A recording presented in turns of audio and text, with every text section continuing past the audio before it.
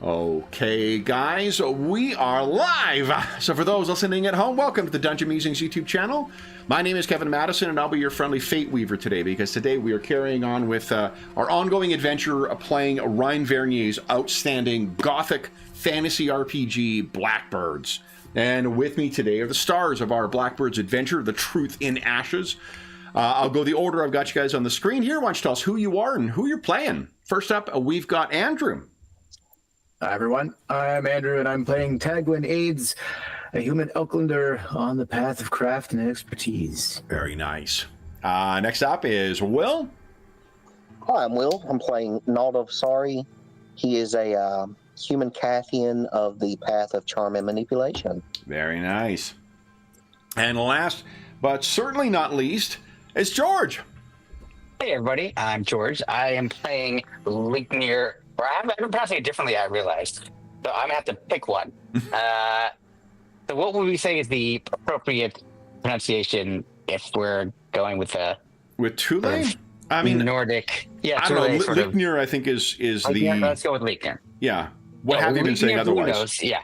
Lignir, sometimes I realized, having listened back to some previous episodes. It's a we'll go with Lignir. I like fantasy setting, so really whatever way you choose is fine. He's also, his binding to his outsider is the Court of Ignorance, so him gaslighting people about how you pronounce his name, absolutely, and I assume that was, accurate role-playing. That's right. I go above and beyond. Yeah. I didn't just mess up. Anyway, I'm playing Lignir Bluenose, who is a human of Thule, and he follows the path of odd and ritual. Yeah. So, guys, Andrew and George, you were here last time, but Will was not able to join us. What happened last time, guys? I'll start you off where we began our session. Because, Will, you may recall from 2 sessions ago, you had finished convincing, what's his name? Lord, forgot his name. Lord Celestianus. Yes, yeah. That you had a plan to try and address the problems that were going on. What happened last time, guys? What? Go ahead, Andrew. I'll jump in if there's anything. Yeah. So we had a choice to make about our next steps. So we the arrangement we have with Calistenius is we'll scamper off, we'll sneak away, and do what we need to do, we could appropriate a few things on the way out, and to cover his ass, he's essentially going to tell everybody else here at the camp or the fortress here that we absconded with a bunch of shit. We robbed them, and we left in the night. The Black Tower, yeah. So we've done that. We looted the tower for some goodies. We can go over what those. Yeah, the Black Tower is the Sorry, name of we're heading towards the Black Tower. Sorry, yes. Ultimately, our goal is to still go to the Black Tower. That's not the current quite right either. Do you remember where, George? No, are we not? I mean, not immediately, but that's our ultimate long-term. We're going to the farm, I know, but we're going to the farm. Yes, the farm is a stop to where we're going. Anyway, but I'm saying not yet. So after we go to the farm, the objective is to craft one of these for you to, anyway, because we can help it. You're the master. Craft some weapons that we can use to kill this thing, the Hello Andrew creature. And at some point, maybe we'll deal with the Black Tower. But for some reason that but I just figured this is we decided to craft this thing. Go kill a god as a side quest. Yeah, as a god, and that Andrew may conveniently be absent for. No, Oh, I see. Yeah. I get it now. this is what's happening with George. I've just every time this image comes up after every game, I just purge this from my memory. Anyway, That is understandable. We looted the place. We stole some stuff. We'll go over what we actually grabbed for you, Will, because I'm sure you'll want to look at that and make some choices too. And we made off in the night. Yeah. Our plan is, as George said, what we need some better weapons to help us with this. So we've made our way to that farm we had encountered earlier, because there was we believe that there was a smith, like there was a smithy there, like yes. the equipment and tools that we can use to do this. Yeah. Not an actual person smith, And but sorry to correct, but just the farm is a place you have not yet been. It's a place you heard about. we heard about. Yeah, I think I got confused with the town again. So we've made our way there, and our plan is to use some of the materials that we got from the fortress that we were hanging out in, to craft some better weapons. I'm going to attempt this, and we're going with the idea is that we're going with weapons with some reach to them, so spears, and that kind of thing. So I think there is one spear and one pike. Yeah, a spear and a pike. Is it one pike or two pikes? No, we said. I think at the end we decided Tagwin will craft the Weeping Ash spear and pike. Okay. At the end of the session. Yeah. Because I'm limited to the two. And the reason they went with the two is because one of them is a finesse weapon and one of them is a regular weapon. So the idea being that the two most martial characters,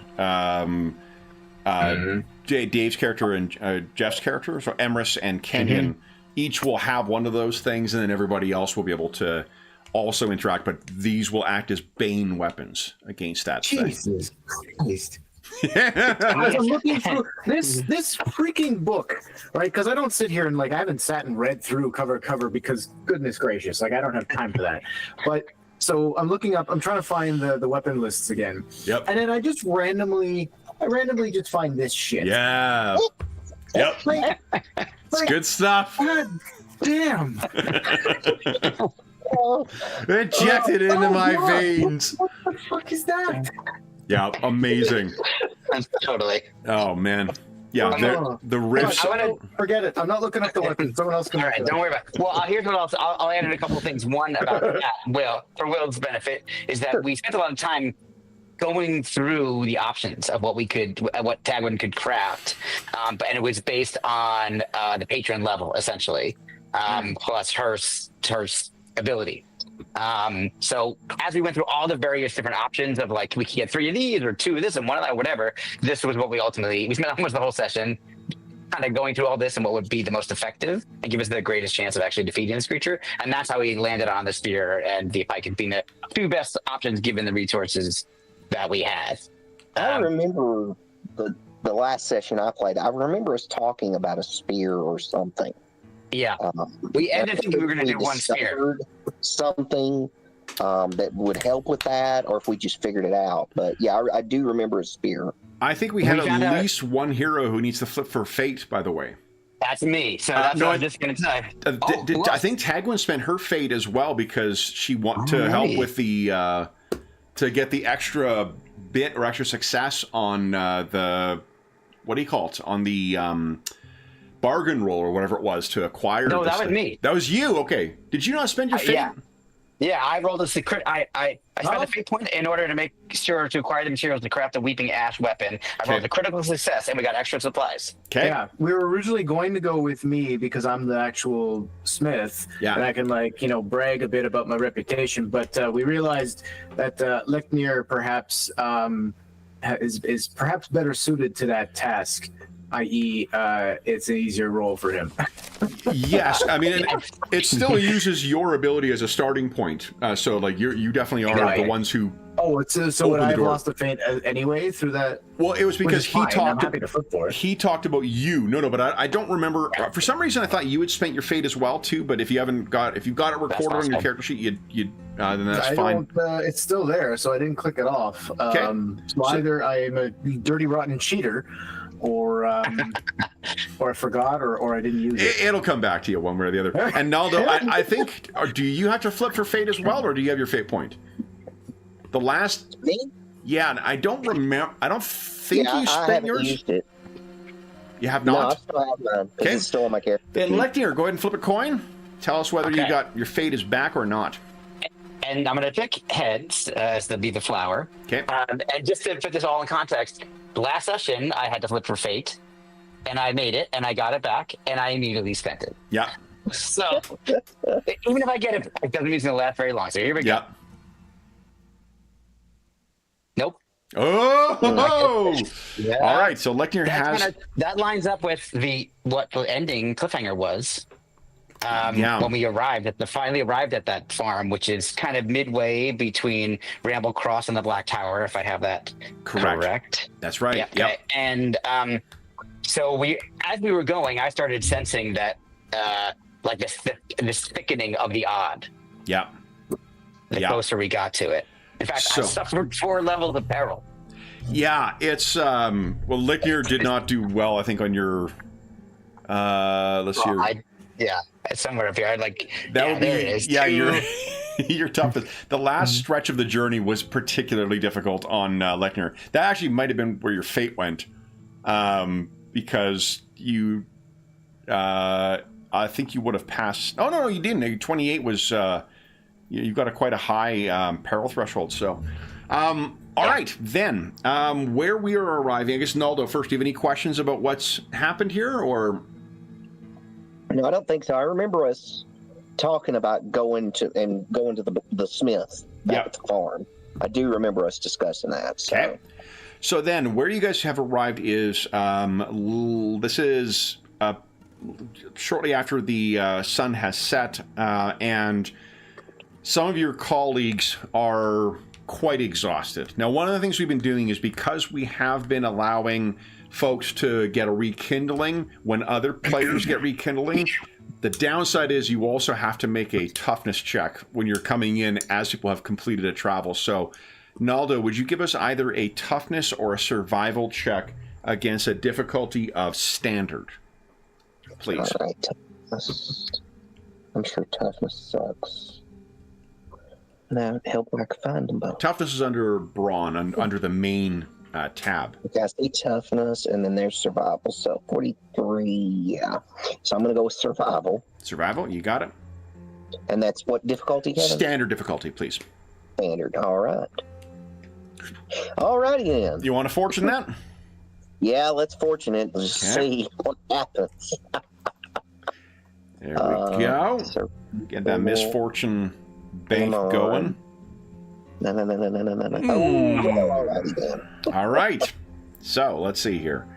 This will be what you are suffering from currently. 15 versus your peril threshold. Okay. Your peril threshold is probably quite high too. That's under combat. And yes. Damage peril. You said 15? Yeah, 1-5. So it exceeds the +6, but it does not meet the +12. Okay, so it'll be 2 steps then. Ooh, ignore 2 skill ranks. Yeah. Interesting, in Reforged, they're changing it to flat modifier. Oh, okay. Yeah, it's neat. They haven't. It's always been skill ranks instead of the flat modifier, but it's half the amount. The penalties are half of what you would get as a bonus for each step up. So it's kind of like an idea from Warhammer Fantasy 4th, where like your steps up are +20, +40, +60. Steps down are -10, -20, -30. In this one, it's going to be +10, +20, +30, and then -5, -10, -15. So, interesting. It's interesting. It does mean that we're going to have, like, I really hope they push through a updated Roll20 sheet for Spyro Reforged soon, because it's going to be a mess. They change the skill list, they change a bunch of other stuff. So, These sheets are no longer to be usable. But anyway, okay, so Naldo, you're a little worn down, but not nearly as badly as what Lickner is. So what are you guys intending on doing? We talked a little bit about how this farm was more like an encomienda kind of thing, where it was more of like an estate that happened to have a bunch of farming on it. There was a forge here because it also served as kind of a community hub for like local villages when they needed to get iron work done but didn't want to travel to one of the major cities. It seems to have been utterly abandoned, at least based on the lack of any... Oh, you know what? Did we roll? Yeah, we did roll, I think, chaos dice. Yes, we did. So sadly, there's no sign of anyone here as of yet. Sadly, tragically, unfortunately, robbing the GM of fun. Or Fate Weaver, I guess. What would you guys like to do then? Excuse me. I think where we left it, like we were gonna, well, I know that we were gonna wait till night, I think, before we attempted any actual smithing, because I think we were aware that, we're on the run from now multiple people. Yeah. And having a big billowing pillar of smoke in the middle of the sky is probably not a good day. So, good idea. So either we do it at night or we wait until like a really overcast, foggy kind of day to help kind of provide cover, which is fine because I need to go and look at this smithy to see how it's equipped, what condition the actual, what condition it's in. Is the smelter actually usable? Can I get a good fire going in here? Yeah. I need to make sure there's enough fuel, enough wood to actually get this thing going. So anyway, I've got a lot of prep that I need to do before we can actually do anything anyway. Okay. So the identifying where the forge is likely to be a pretty trivial task, only because it's a separate place. This place has been abandoned. The big chimney will be a pretty big giveaway too. Exactly. You're also going to keep it away from from the rest of the buildings. Thatch doesn't seem to take sparks and such terribly well. No, I didn't need Trogdor to tell me that. I can't remember. I think Jeff's character was named Trogdor in one of our games. Oh my god. Yeah. So you're able to track that down. This place has only been abandoned for a few months, but it has that kind of like ghost town quality where, like, as you're going past, you will see there's some stuff. There is definitely evidence of bandits coming by. Someone has looted this place for supplies, whether that's bandits or traveling mercenaries, or whether it's Sir Robat's gang that has grabbed what they can here. But there are also reminders where you'll see, like, there was cooking stuff set out for the morning's preparations. There's there's no living things here that are not wild. So you'll see, like, maybe there's some, squirrels or something that have made their home in part of the damaged or ill-maintained roof, but there isn't farm animals or other domesticated livestock that are here. It is definitely a place that what you find in the forge is that while the place has been sort of ransacked, there's enough here to do the job you need, Tagwin. So, and fortunately, there is enough. If you had to, work for several days, you would definitely run out of fuel before you got whatever tasks you need done.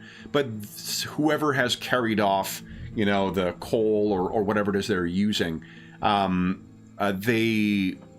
what's left here is sufficient for the task at hand, which is to craft these fragments of Yggdrasil into weapons against this demigod. There goes my hopes of this being my startup for the campaign.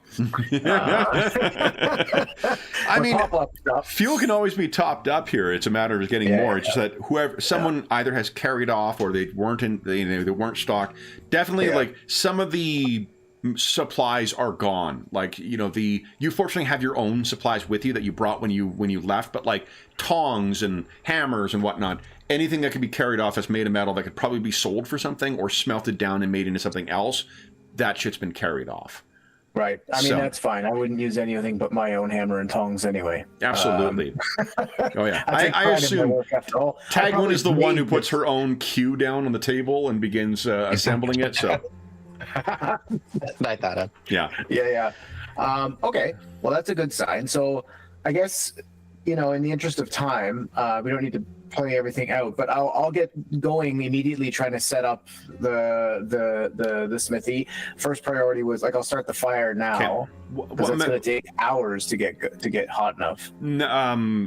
For mechanics, what's your peril threshold? What's your peril level right now? I am actually. I think the good news for me is. Oh no, never mind. Because we were cleared, and then bad stuff happened. I'm at ignore one skill point. So maybe I wait before I start fucking around with. Well, we're past 10 minutes before I start fucking around with a smithy and hammering and things and using sharp things until I've recovered a bit. What about Naldo and Licknir? What were you guys looking for when you're first doing the reconnoitering here? It doesn't sound as if, like, again, apart from stuff that has sort of moved in to occupy what is here, there isn't any obvious sign that anyone has been inhabiting this place for months now. I think even though no one is asking me, I say, I'm fine. And I fuck on, kind of like clearly exhausted.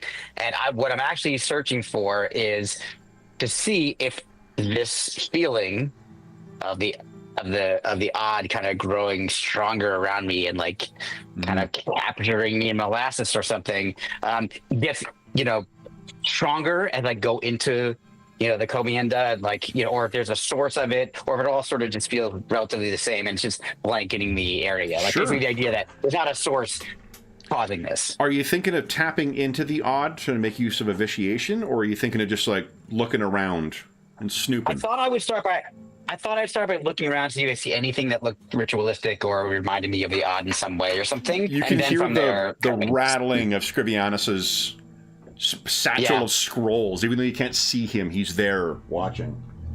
And I'm a bit gun shy from previous recent experiences.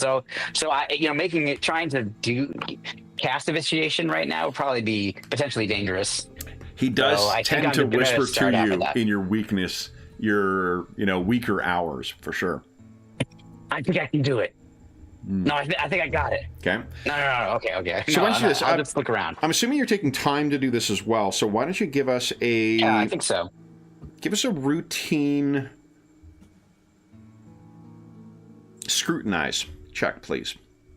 Okay. And I think that you already know this anyway, but just to point out, because it could come into play here, I have a trait called Odd Sight, which just gives me you possess the natural ability. Yeah, I'll put it here. What am I doing? I'll just do that. There you go. Okay. Just so you know. Yeah. Okay, so let's you'll flip to succeed on this check.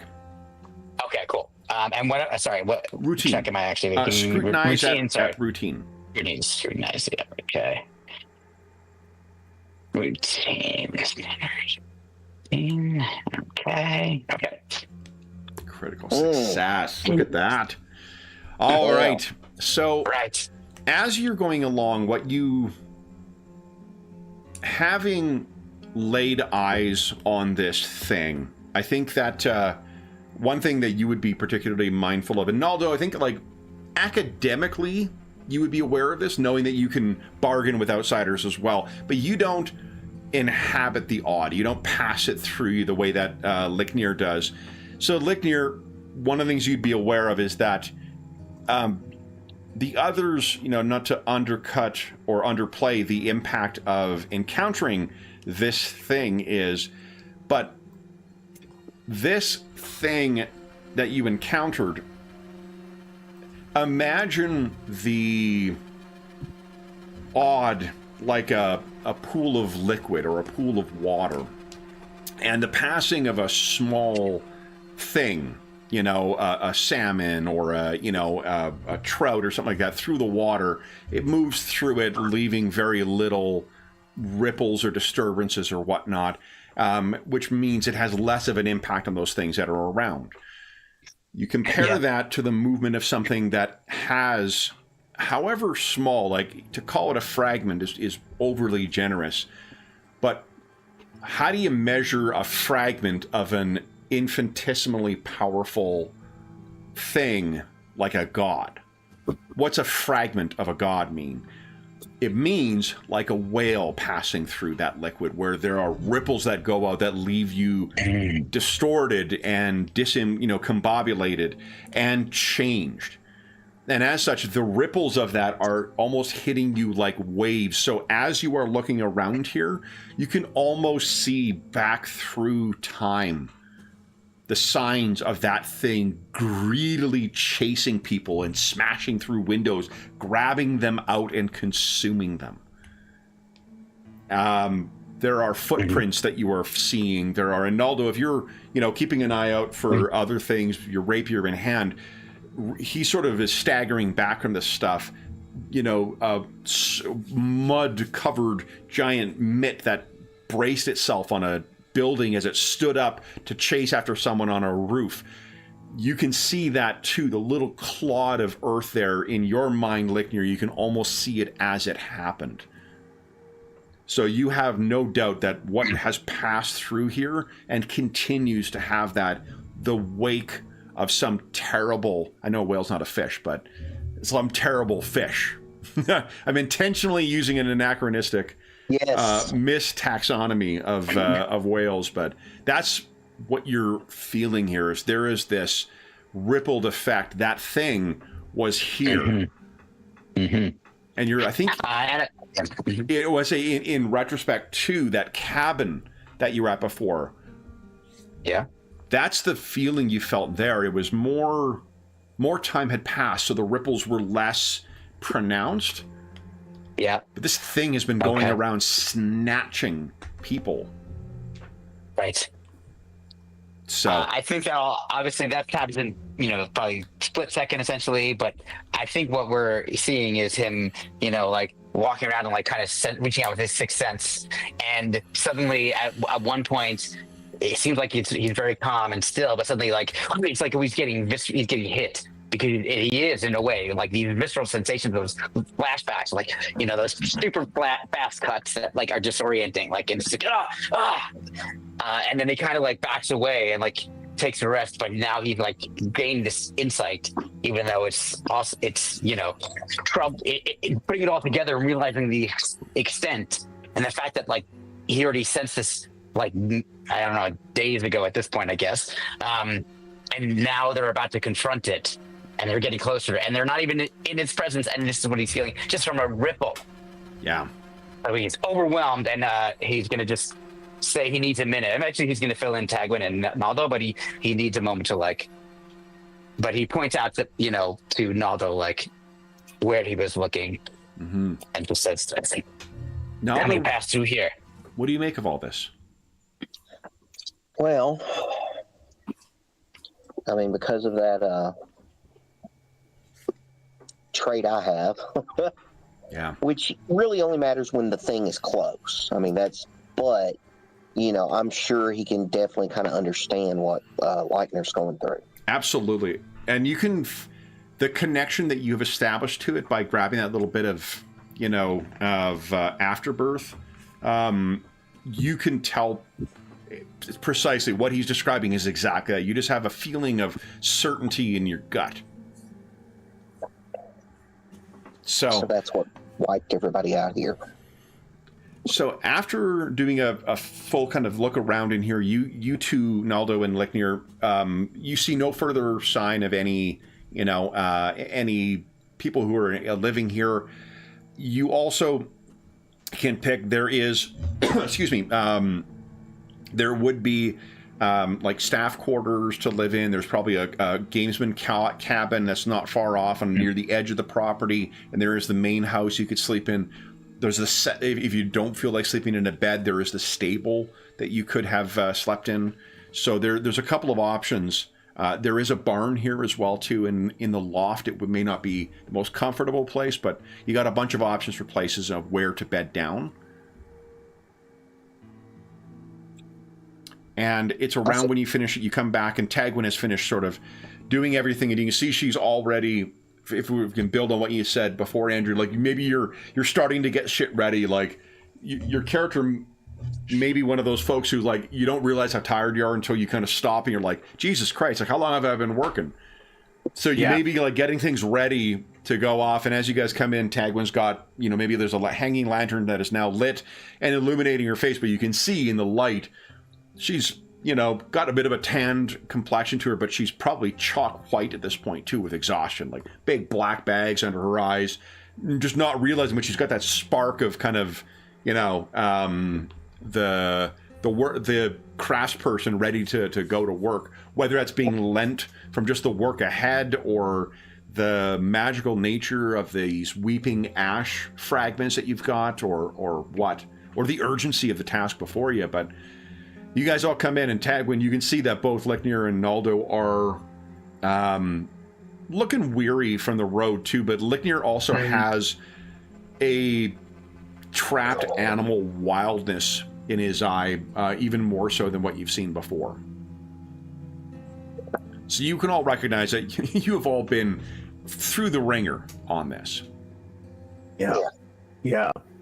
Maybe even you can see that, like, I'm operating the bellows here, and maybe there's even, like, you can see that with each individual motion, the next one goes a little bit slower than the last one, starting to wear out.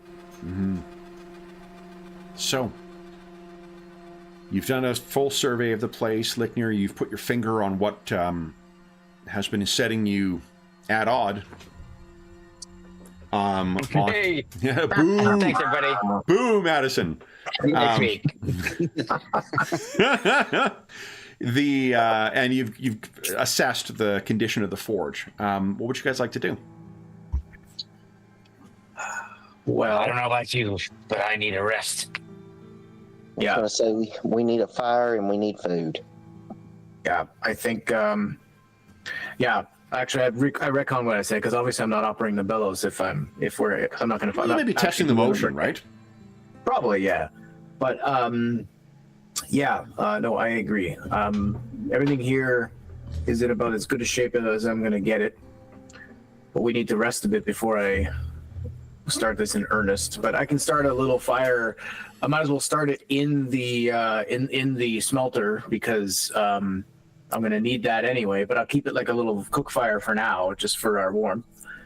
We won't get it going until, because I think we need to rest before. So actually, then a question for the two of you, like, I could try to power through and try to craft these weapons tonight, now that it's getting dark. But we're all pretty exhausted. And I may not be able to pay as close attention to what I'm doing, and we want these weapons to be of the best quality. And all it takes is one bad fold, or one bad pounding of the metal, and I could make a brittle thing, and that's not going to do us any good. We could. We're relatively isolated here. If we kept quiet, didn't really go out too much tomorrow, we could take a day. And then tomorrow night, we do the crafting. I think we cannot, or I agree that we cannot take chances with the crafting of these weapons. And that material, the weeping ash, is rare.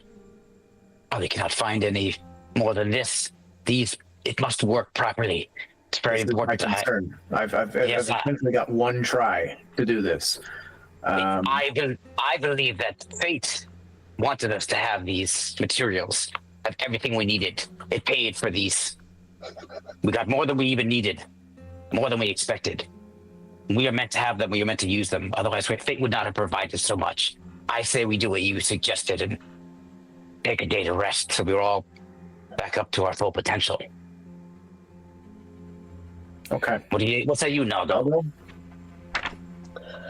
I'm ready to eat. I think that's our answer there. Yeah. Okay, that makes sense. I'm with you. I do not want to risk wasting these materials. If I only get the one shot at doing this, I want to make sure it's done right. So, but we should be careful tomorrow that we don't do anything that may draw attention. We are still on the run. Yes, and that thing passed through here sometime recently.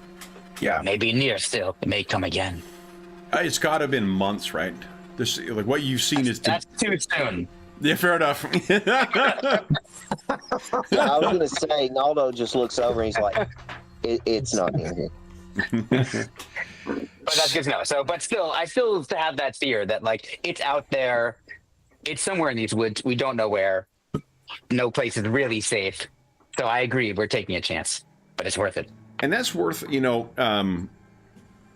that's worth, like I said before, like, Licknir has truly experienced this thing in a way that nobody else in the flock has. So it isn't surprising that he may be more, to his core traumatized by having been exposed to it. Just because it hits on so many, like, resonances that others cannot access. So, as far as the place here, does anybody wish to try and, like, there's a base level of stuff you're going to get from here, but this was a full working farm before and an expansive, like, farming estate. Do you want to try and look around for stuff? The risk reward is the risk part is we're going to roll some chaos dice as well to see if anything's stirred up here. Licknir, you would remember from last time that you passed by a place that had where that thing had passed through and killed people. You remember it had left behind some unquiet spirits. So maybe something like that here. But with the upside is it'll be more than just like food and stuff. That stuff's going to be relatively easy to come by. It's a working farm. There's going to be something here you can get that's been preserved or whatnot. But there might be other supplies here that may have been traded for, for the work that people did or that were saved by, for the work that was done by the blacksmith. They may have traded something else, or any working farm with a thing this size, you got to account for potential injuries. So having a couple alchemical supplies, for instance, kicking around is not necessarily a bad plan. So what do you guys think? Do you risk it? Try and find stuff? The skill check will be either survival or scrutinize. But every chaos dice up to 3 that you roll will give you another plus 10 to your chances. So if you're rolling 1 chaos dice, it'll be plus 10 to that roll. Interesting. 2 will be plus 20, 3 will be plus 30. But the greater risk of greater risk of something, potentially being unearthed or whatnot, but a better chance of success and a better chance of a critical. I mean, we do need to consider keeping our food stocks up. If this was a farm, maybe there's some... I mean, it looks like this... I mean, the smithy has been raided, so I don't imagine we're going to find much just sitting around that's prepared or whatever. There might be some smoked meats that someone forgot or left behind, but I doubt it. They probably have some sort of a cellar, which is where they would probably preserve... all manner of things. Yeah. Assuming it hasn't also been broken into, and that's true. It's more like that stuff is going to be relatively easy to find. You'll find enough for the 3 of you, but it's things like theriac or salmiac. Yeah. Yeah, of course. Yeah. I would not be surprised that there was much to find here since they left so abruptly. I think it is worth searching. We need everything we can get to face this creature. Sure. Yeah. Let's try to search. So who wants to take the lead? And how thoroughly are we searching? Who's got the highest perception? Survival or scrutinize? Yeah, I think you're all getting impacted enough to lose 1 level, and skills, so it may just come down to your perception skill. Yeah, I have 45. Yeah, 44. 43. Yeah, it's all pretty even kill here. So I guess something else to consider too is who has luck. Luck? I don't think not luck, fate still. Because I did have 8 points. yeah, both Naldo and Tagwin have their fates still. So Yeah, for a 1 point difference in our scores, I feel like it's worth having somebody do it that has fate. Right? Yes, I feel like we in particular would not do too well if one of those little specter friends showed up again. That'll be fun. So okay, what are you guys Naldo, thinking? do you want to do it? Do we both want to try? Like, how do you want to? Kevin, do we have aid rules? There are aid rules in it. You're not going to be able to use it for this. Because typically fine. what it is you get a help dice and you roll and you take the higher of the two. You guys are already, I'm already factoring in a bonus from the other stuff. Yeah. Okay. So. Well, then if you're at 43, I'm at 44. It makes sense. I'll try. I'll do it. It's 1 extra point. Who knows? Sometimes that 1 extra point, you never know, man. Yeah. So then are you taking plus 10, plus 20, or plus 30 to your skill? Let's do 20. I'll take that much of a risk. Okay. That's a lot of risk. So then go ahead and give us a scrutinized check at plus 20, please. Okay, and it's otherwise standard? Standard, yeah. I think it'll prompt you afterward to give up plus 20. Remember, don't put the plus sign in. Look at that. Oh, I didn't do that. Nice. But I don't need it because look at that. Yeah. Oh my God, crazy. Yeah. Okay, but it does speak to your quality. What is your perception bonus, your PB? Oh, PB. Perception. PB is 3. It's 3. Okay, so it's 5 and no, hold on.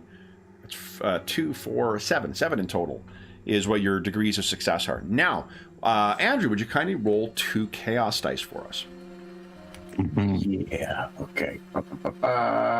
Chaos dice. 2. Oh no. Yes. Oh no. Well. All right. So let's talk about first what you have found. He found the danger. That's what he found. Oh, something else has been stirred up here for sure. Only 1 chaos dice though, so it's not. It's not as bad as it could have been. Not as good as it could have been either. But all right. So here's what you find: is there are it'll be under trappings.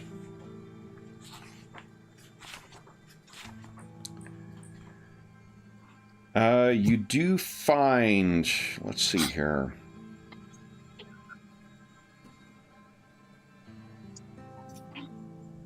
You find a bundle of 10 bandages, 10 clean bandages. You find 3 doses of theriac and 6 doses of salmiac.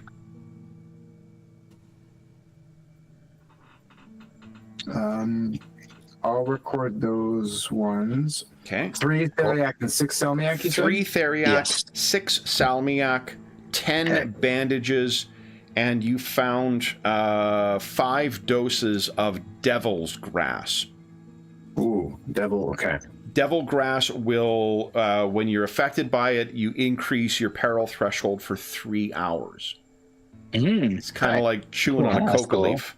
Mm-hmm. Those are in my trappings. We can divide them up, guys, if we want later, but I just recorded them so we've got it somewhere on it. That's right. So, and what you find is they're actually concealed in the basement. You're looking through the various supplies, and it's evident that the farm made its way through the winter. So, like the stocks are not as there's a lot of empty shelves you can see down there as they've been making their way through their food. But with summer or spring and then summer having come, looks like they've not quite started restocking everything down here yet.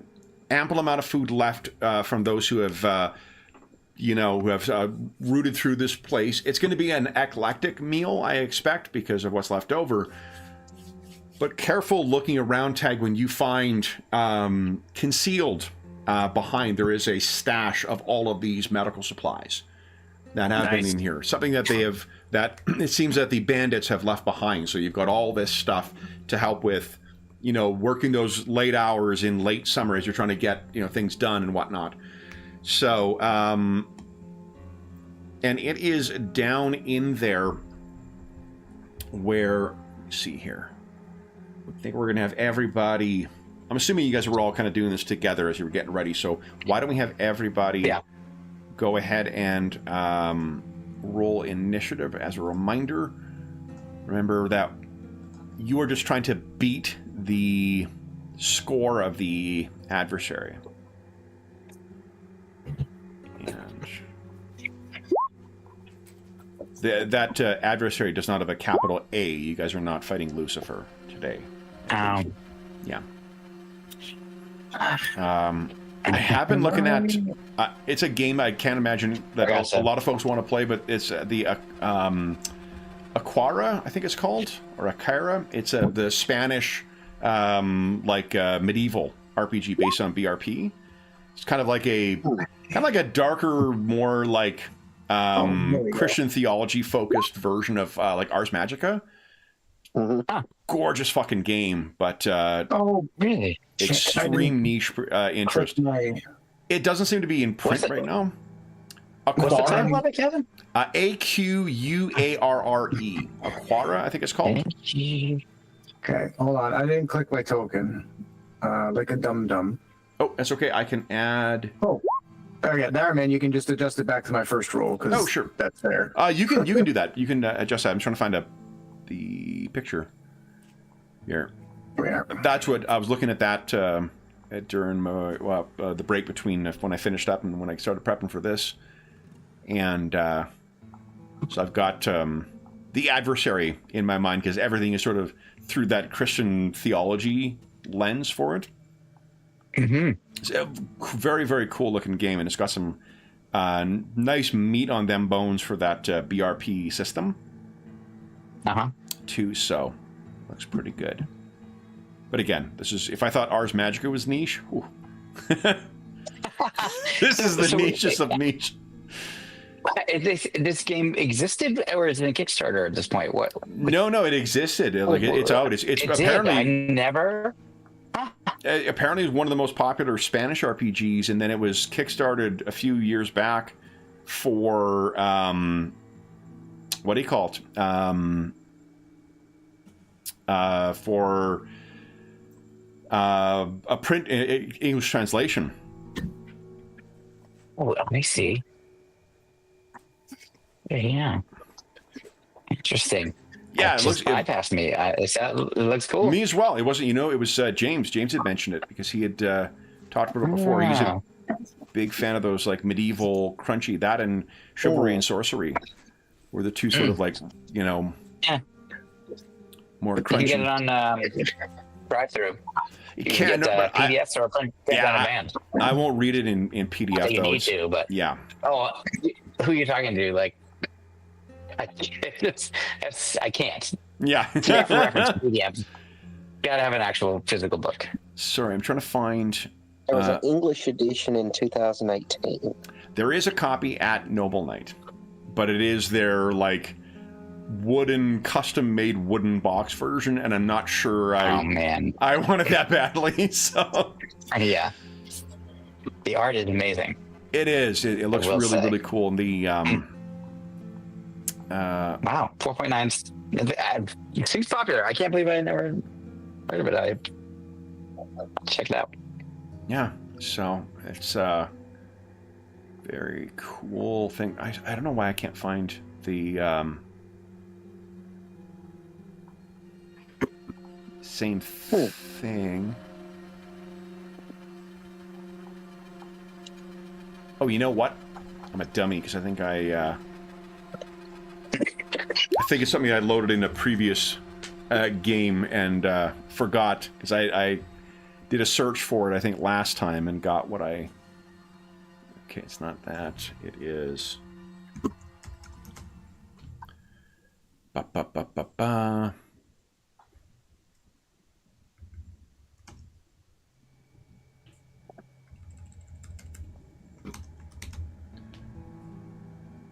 I have been all... Yeah, there we go. I've been altogether too fucking clever in my names, because it's not like undead thing. It's, wraith or a specter or a, shadow or a ghost or... Oops, that is the wrong layer. There we go. Here we go. Here we go, guys. Boom. All right. So, Tag, when you were looking down, let me add a turn here, and let me figure out what turn they act on. Okay. There we go. I believe. They are in here. Yes, look at that. God, that's great art. Okay, initiative is a 13. All right. Then, Naldo. Can't remember what the tiebreaker is for initiative. I think it's heroes go first. Naldo, you can hear, as you guys have been looking down here, and you can imagine you've been down in this basement, low ceilings. You maybe are carrying one or two oil-lit lanterns with you, and you can hear the sound of some things falling off a shelf nearby. And your immediate thought is like, Tag would be, and you realize she's over there, and that sound is coming from over there. Something's been breaking down, and you're trying to remember. If you look over, you can see where Licknir is as well. Naldo, you, I think, are the one who has that, like, you could feel something in your gut when something unnatural is near. Is that right? No, I think that's Lightner. Is it? Yeah, I have odd sight where I can... Odd sight is an active one, though. I thought one of you guys has a passive ability. Mine is only for that, the creature that I've, looked at the remains of. Yeah, under my skin. Blood. Here we go. Oh, yeah, this isn't an afflicted creature, so it's when they come in. All right, so then, Naldo, you're up first. You have 3 AP. What are you doing? Let's see here. So, you said it's like kind of coming through the wall. Am I understand that correct? So you can picture in like a basement with rows of old shelves that have the various sundries and whatnot that have been supplied here for the wintertime. You've heard something smash in the darkness over to your right, but you know that your companions are either to your left or directly ahead of you right now. Yeah, something is moving over there. Do we have like lanterns or torches down here? You guys each have lanterns, and I'm assuming your hands are free right now because you've been kind of looking through and grabbing shit. Looking at the foodstuffs and everything, Yeah. So I think that's the first thing you do is grab a torch, lantern, whatever we're using for light. Okay. 1 AP. 2 more. And then he's going to draw his rapier, which is number 2. Yep. And then I can just say something. That's not an AP, right? No, it doesn't cost to say something, no. Depending on what you're saying. If you're going to read Great Gatsby, that might be, No. It's just the Iliad. It's just the Iliad. It's fine. Yes. So I'm going to turn to... Start busting out this thing. Yeah. Yeah, you're going to just filibuster these creatures. I'm going to do That's our plan. Description for all the illustrations in Blackbirds for the individuals with vision impairments. That's what I'm going to do, Andrew, just for you. So I'm going to turn and let Tagwin and Lightner know, hey, there's something over here. I'm going to go see what it is. So, and then I will, I guess the last AP would be moving towards that area. Okay. All right. Then. Well, that's weird. It didn't go directly to Tagwin. It's gone to something else that is remaining unseen. No. So that's thing... strange. Naldo, you're moving along, and the lantern is, because of it's not a bullseye lantern, it's casting light in your eyes. So you're kind of having to move it to the side a bit, but your range is restricted a bit in this in these rows of shelves. You go over, and on the ground you can see it's an empty mason jar that has fallen to the ground, that has shattered, and you hear the sound of. It sounds like when someone like. You think of washerwomen whipping sheets, shwack, shwack, shwack, trying to clean them. Mm-hmm. And that is when something manifests directly in front of you. I would ask that you kindly give us a standard resolve check, please. As this thing is trying to terrify you. Standard. Yeah, resolve. Oh. You want to fortune that?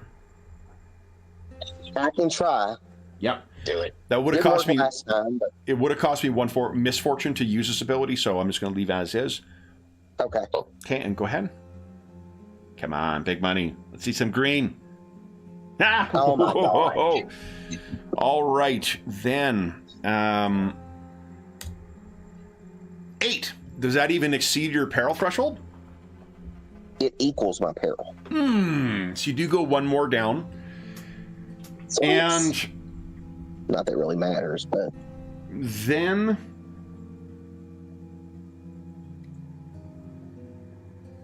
this thing is going to try and reach out at you or lash out at you in mindless fury.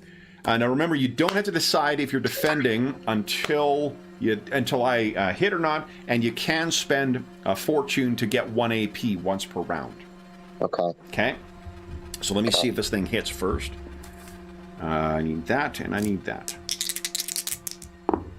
I did hit, but not a crit, so you can defend. Do you want to spend a fortune to try and parry this thing or dodge it? Let's do that. Okay. I guess parry would be Okay. a Yeah. check. Is dodge a skill on its own? It would be you use coordination to dodge, but there is actually a dodge on the combat tab. There is dodge right next to parry. Okay, It just happens to use coordination. And then remember, your parry, you're going to get plus 10 on it because of your rapier is fast. Yep. No, defensive, I think.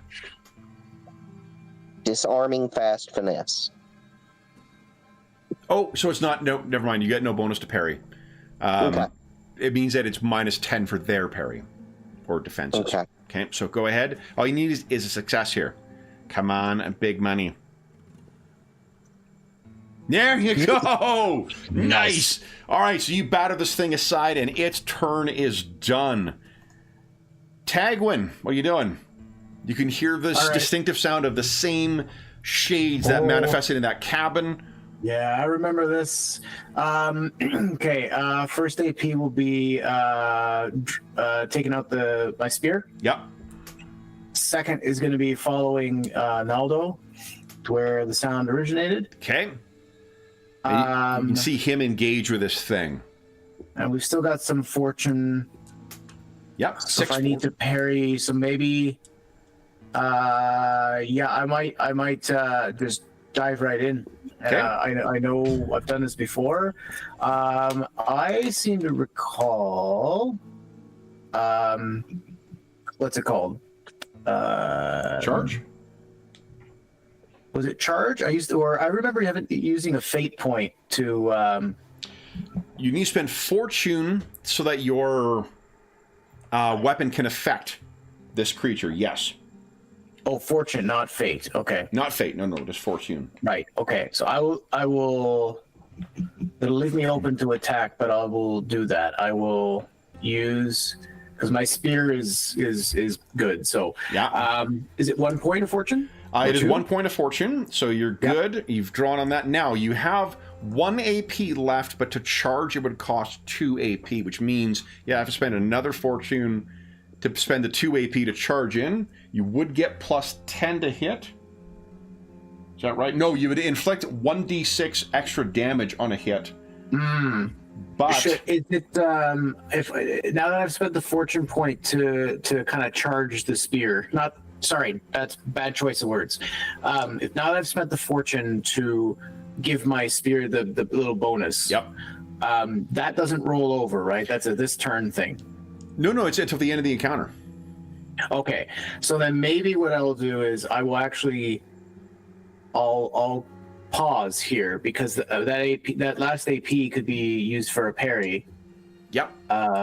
So I'll be there with Naldo But I'll wait till next turn. So you're actually not, because you were further away. You would need to spend one more AP to get engaged with this thing. Oh, I'm not even close enough. Okay. Yeah, that's what I'm saying. The charge. You picture you were further down the shelves, right? So you would have had to come up the shelves and then around to where Naldo was inspecting. Oh shit. Okay.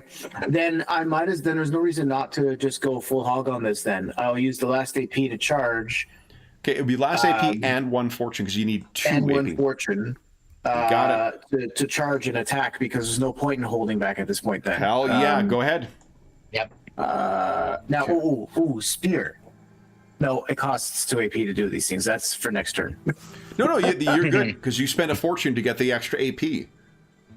Remember, once per turn you can spend a fortune to get an extra but I AP. was thinking about my spear effects here. The special effects like a wide wound, chain eater, impale, etc. Oh, your techniques. Yeah. If you've got those. I'll use the techniques could be for next. Yeah, so just give us your regular spear attack, but remember to get plus 10 because of your the quality of it. Right. Okay. Standard. I think it doesn't prompt you for a modifier. Let me add. Here, hold on. There's a. Let me set that up for you. I remember it giving me the option to add. It is a difficulty. So let me show you. If you go to settings, you just need to make sure that query other modifiers is on. Oh, sorry. Okay. Okay, you're good to go now. But it'll be plus 10, so that's a success. I can't spend misfortune to get AP, so that's a big fucking hit. Would you give us a 1d6 exclamation mark roll as well, because you get plus 1 more for charging? Oh, okay. Roll 1d6 exclamation mark. Exclamation mark. Oh, is it the other? Do I have to have a space after the dash? I think so. /R space 1d6 exclamation mark. I was writing the word roll. /R, baby. /R. Oh no. Okay. Well, no, it's 21. You know, every little bit makes a difference. All right, so 21. All right, so you slam into this thing, and because of your experience with it before, because you may remember one of these things held you at bay and was sucking the life out of you. Oh yeah. Yeah, not what a do we fan. see as your spear digs that's deep? Another reason why I'm like I hear what it is, I know what it is. I just go not so recklessly charging in because I'm like, not today. What do we see as your spear digs past Naldo and then into this thing? I think it probably just misses him as it goes through because I'm moving quick here, and I'm trying to get it. So I don't know. Maybe if it's a specter thing, so I can go right through the thing, can't I? Oh no, it's not an impaling, mechanically speaking, but just like it right flares up as it's going in. Yeah, and it seems as if you were hitting. I think as it hits, you can almost see very briefly as if it was being reflected against an unseen surface. You can see a twisted face of a middle-aged man stretch, in fury trying to get at you, Naldo. That is it for Tagwin. Lickner, 3 AP, what are you doing?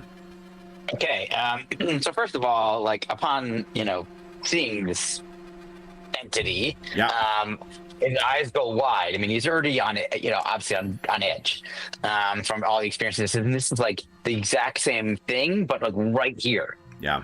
So it kind of freaks him out. And I think he just, without even thinking, he pulls out his dagger. He's going to move toward it and go basically take one. He's not going to attack him. He doesn't get there. Okay. Because he's going to move slow. Like he's like, it's not that he's even physically harmed. He just is so exhausted from the mental, emotional, psychological experiences that he can only move as if he's going through molasses. So he's only going to move maybe one movement. Only one. So you're leaving 1 AP behind? Yeah. Okay. Correct. You got it. Top of the round, Naldo, 3 AP. What are you doing? All right, so I'm definitely attacking this thing. So apparently I need to spend another fortune point. Yep. So that it charges the weapon. You got it. It's good for the encounter. Yep. So, and then I will roll rapier. Oh, look at that. 5 misfortune. Guys, you know what I can do with 5 misfortune? I mean, I'm sure you're going to be fine. Naldo, what are you doing? So I'm attacking with a rapier. So here's some options for you. Remember, you can aim to get plus 10 Okay. by spending 1 AP. You can also try and do a... it's not a called shot, it's called something else. Targeted attack. Costs you 2 AP, but it might affect a specific limb or something like that. What are you thinking? Yeah, let's do... Go ahead. What's that? Go ahead. Oh. No, I was going to say, so I hold 1 AP back for like dodge parry basically. Yeah. So I have 2 to play with. So you said aim versus targeted?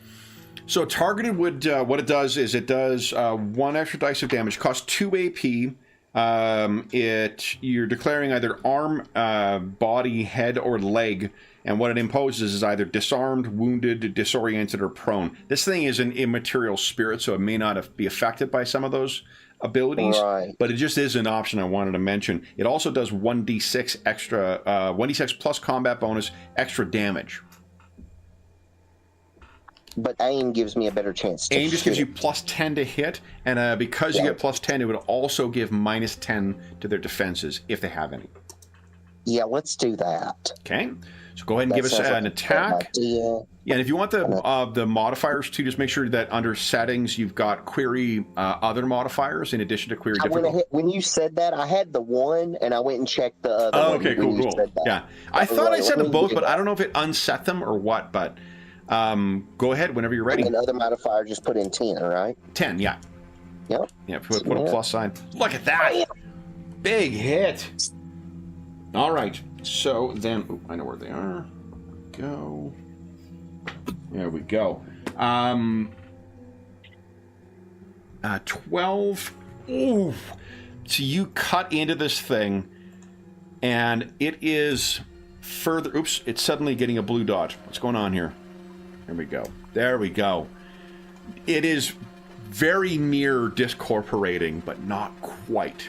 So you have 1 AP left. You could attack again at minus 10, or you could save that for a defense. What do you think? Yeah, I'm saving it for a defense, because that thing hasn't acted yet. I will remind you, being the canny player you are, you may remember one of its abilities that I'm able to spend misfortune on does not allow defenses. It just happens.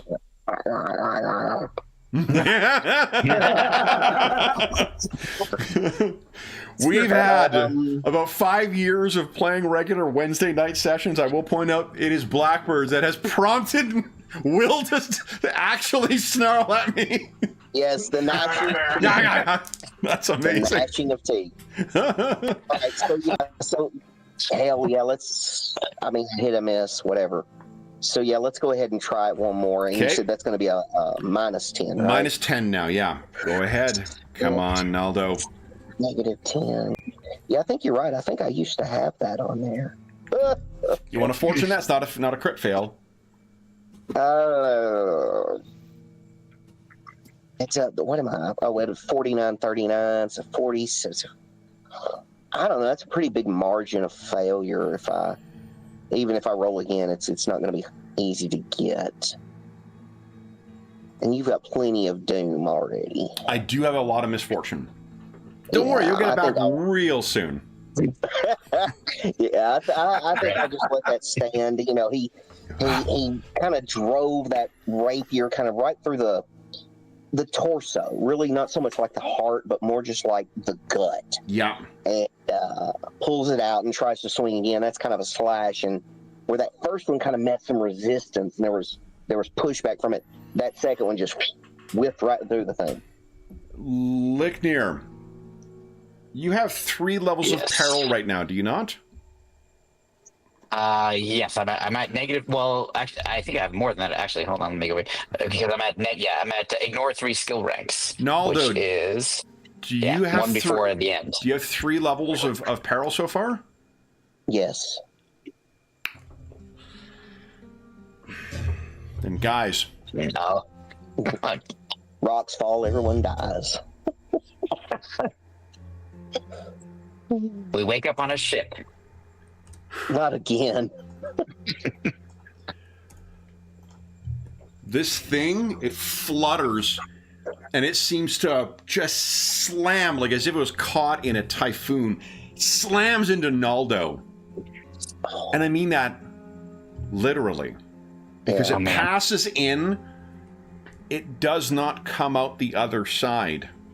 Oh, that's not cool. Oh, no. Into Naldo. And Naldo, this thing is trying to possess you. Now, you could spend a fate point and resist that. Would that be a resist by intelligence, willpower, I guess? You just do it. No, with a fate point, you do it. Oh. Well, yeah, let's spend the fate point to resist it, yeah. Okay. This thing pulls back. It howls in fury because that was a 3 AP special action you just resisted. Tagwin, can you take this down? Wow. Oh, fuck me. I'm so sorry. He's going to choke now. Somebody get So that in man this out. one encounter, we've had Will snarl at me and Andrew started choking. George, please take care. I'm next. Yeah, exactly. Okay. I'll put see about that. Okay. Wow. All right. Look at that. We have all our fortune back again. Well then, let's not let's waste it. I'm gonna attack again. Oh no! What am I doing? I just said I want to do these special abilities. Yeah, you had all that special stuff, man. What's up with that? Yeah. So why don't I? Chain Eater, 2 AP. If successful attack, ignores damage threshold modifier of. Oh, this thing doesn't have chainmail, so that's irrelevant. I could spend. You could spend 1 AP to biting. aim, get another plus 10. You have a net plus 20 between your quality of your weapon and that. Sure. Yeah, I'll spend an AP to aim. Okay. That's 1, and So then I will. I can attack twice with 1 AP each. Can I not? You can, yeah. So yeah. So I'll I think do your that. first One attack will be at plus 20. 2-0. Let's see. Come on. This thing is so shocked by Naldo being able to resist it. Look at that. And that an 8. An 8 is just enough. Oh wow. Okay. It is discorporated. Yes. All right. So Amazing. then, Licknir, we leave you with you're going to need to flip twice for fate next session, and Naldo, you'll be flipping once. But guys, how do we end our session with our heroes having recovered all that supplies and set this shade to rest? I think we drag ourselves back to the smithy where I put together a small campfire, and we fucking sleep.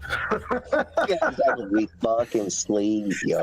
And I bet you, if you guys, I don't know if you guys want to do something that like else, that's totally cool. But like in my head, I'm thinking it's one of those like there is silence. Like all of us are going through the motions of getting ready to bunker down for the night without a damn word, because we're just like that's the level of exhaustion. Now, one thing I'm going to leave Naldo with, and you can tell us next week, Will, what it is. While this thing did not seize control of you, you can feel that there is some uncompleted task that it wanted you to do. It was trying to get in your body, not to do malevolent shit. It had some uncompleted task. And the more you think on it, the more clear that would be. So, with that, with all of you sitting down, we'll do the rekindling at the start of next session, but everyone gets 1 RP. So be sure to spend that. And for those listening at home, thank you so much for joining us for Chapter 17 of the Truth in Ashes adventure. As is always the case, if you have any comments, questions, or concerns regarding the session, the game, or the adventure we're playing, please don't hesitate to leave a comment in the comment section down below, and I'll endeavor to reply in a timely fashion. There's also a link down below to the Dungeon Musings Discord server, where we have a channel dedicated to Powered by Zweihander Games, like Blackbirds, like Flames of Freedom, like Zweihander itself, and as well as channels like Finding a Group, GM Discussion. There's a terrific community that's built up over the years over there, and you're more than welcome to join us. There's also a link down below to our friends at Noble Knight Games. Noble Knight Games is the preeminent unionized retailer of hard-to-find and out-of-print RPGs in North America. Not only do they have an incredible selection of new role-playing games, board games, and card games, they have an unmatched selection of hard-to-find and out-of-print RPGs. So if they don't have something in stock in their extensive collection, you can put it on a want list, and they'll send you an email when it comes in. And if you make a purchase of $10 or more, so normally between now and January 15, 2025, you can enter the code listed below, Muserfrost. And all caps, all one word, and you'll save yourself 10%. But I happened to notice today that their holiday sale is ongoing, and it doesn't stack with that, but they have almost everything on sale right now as well. So their holiday sale, I can't remember how long it goes on for, but they have a terrific deals on everything in their catalog right now. So you are more than welcome to use that, or if you're listening to this at another time, use the code Muserfrost at checkout to save yourself 10% on your purchase. There's also a link down below to something called Heroes Save Villages, which is one of the charity fundraising campaigns we run on the channel. You may notice from my dirtbag stash that I am also participating at the time of recording in the Movember event. So we don't have anything set up on the channel for donating to Movember, but it's such a ubiquitous program. If you are inclined to support an organization that supports men's health, both physical and otherwise. I'm sure you know somebody in your life who's doing the Movember event too. I'd encourage you to consider donating through them. We also have the Heroes Save Villages campaign listed below that benefits the SOS Children's Villages International Charity, an amazing organization active in over 130 countries, benefiting over 80,000 orphaned and abandoned children, including ongoing relief efforts in a bunch of places right now. If you make a donation through that link, all of it goes to to them, not to the channel or any other middleman. It just goes to help out those kids. And this coming Sunday, it'll be probably Saturday night. This coming Saturday, we're playing the penultimate mashup session, the second half of the year. We've been running a series of games that have been shaped by the donors on the channel. Have been people who donated $25 or more have been voting on mashups of classic campaigns or adventures with games that are not designed to be played with. And on Saturday, we'll be playing a session of Zweihander inspired by the classic Rise of the Rune Lords adventure. And then after that, I'll be posting the options for our next mashup, which is going to be Kenneth Height's outstanding Dracula dossier. Now I got 4, I think, really unusual selections for that. So we'll have that opened up on Saturday. Anyone who's donated $25 or more since the start of the year, you're more than welcome to come and cast your vote for that. And then there'll be one other thing to vote on too, and that'll bring us to the end of 2024's charity initiatives. The last thing I will say is a huge thank you to our stalwart Blackbirds. So, Andrew, Will, and George, thank you so much for playing today, guys. This was a shit ton of fun. Congratulations on securing the farm, securing some additional supplies. And during this rekindling, Tagwin, you're actually able to craft 2 things. So if you do, say, if Naldo takes the lead and does a revelry for you next session, you may recover a bunch of your peril conditions back, plus you'll be able to rest and recover 2 more, and then you could do your rekindling and forge those weapons to kill a god. Yeah. Yep. Just a regular Wednesday. Yeah, absolutely. Then, for those listening at home, we'll be back in the Carcass Nations in 1 week's time. But until then, we hope that we gave you an hour or so to take your mind off the troubles of our world and think about the troubles that our Blackbirds have encountered when they're just trying to get a good night's sleep. Life, is tough for a mercenary. But until we see you again, stay safe, stay healthy, and happy gaming.